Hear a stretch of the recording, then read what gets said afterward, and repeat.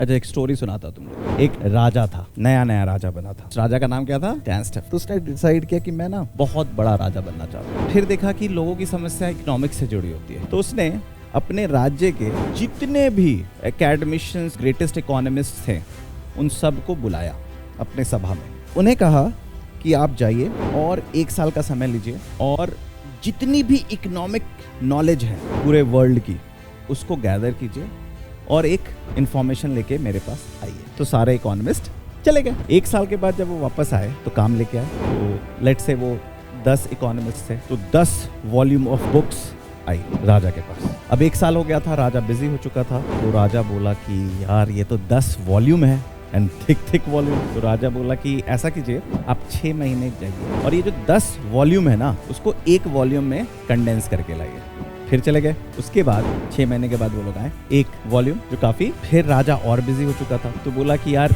इतनी भी मोटी वॉल्यूम की किताब मैं नहीं पढ़ सकता। तो बोले कि इसे थोड़ा छोटा कीजिए। तो 1 महीने का टाइम दिया कि इसे और छोटा कीजिए। 1 महीने के बाद पहुंचे वापस छोटी किताब लेके। अब ये लोग एग्जॉस्ट हो चुके थे सारे इकोनॉमिस्ट कि अब इससे तो पतली नहीं की जा सकती। और राजा विथ टाइम और बिजी हो चुका था। और अब सिर्फ बिजी नहीं हुआ था, अब वो डिक्टेटर जैसी बिहेवियर भी आ गई थी उसमें। अब वो थोड़ा सा शॉर्ट टेम्पर भी हो चुका था और कुछ एक्सट्रीम डिसीजंस और सजाएं भी देने लगा था। तो अब बोलते हैं 1 हफ्ते का टाइम है, ये पूरी जो इकोनॉमिक नॉलेज है इसको 1 लाइन में लेके आइए, 1 हफ्ते का टाइम दीजिए। अब वो लोग तो हार मान चुके थे। तो अब बेचारे इकोनॉमिस्ट, उनको दिख रहा था कि अब ये नहीं काम हुआ तो वी विल बी एग्जीक्यूटेड। आ गया D-Day, जब उनको या तो पूरी नॉलेज 1 लाइन में देनी थी, एग्जीक्यूशन के लिए तैयार हो जाइए।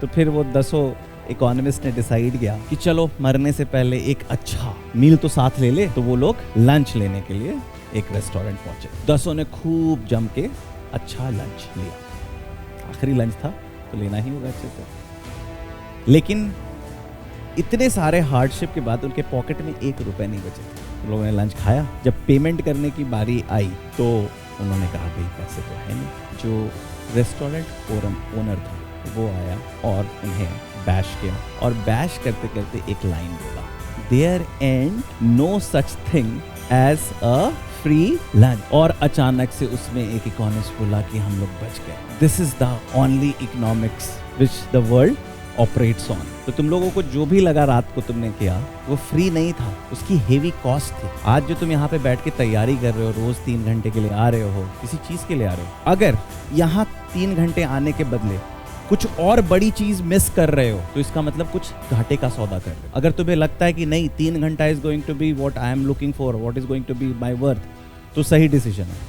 नहीं तो तुम्हारे लाइफ में कुछ और बड़ी चीज चल रही है तो यहाँ पे आने की आवश्यकता नहीं है। बहुत महंगा प्राइस पे कर रहे हो। समझ गए मैं क्या कहना चाह रहा हूँ? क्यों आप समझ रहे हो? Half an hour would have done the story everyone. So अब मैं तुम्हें डांट वाट नहीं लगाऊंगा, मैं तुम खुद सोचो। You guys are adult now कि what is the price of anything. टैंस्टफल की कहानी याद करो। राजा टैंस्टफल,